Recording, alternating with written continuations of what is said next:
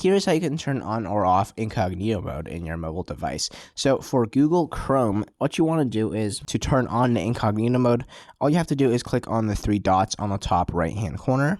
And then as you can see, the second option simply says new incognito tab. Click on that, and now you can be accessed into an incognito mode. To log out of this incognito mode, click on the three dots again. And then you notice that there's actually no option. There's only an option to add more tabs. So what you want to do is actually go ahead and swipe out of it. Just like that.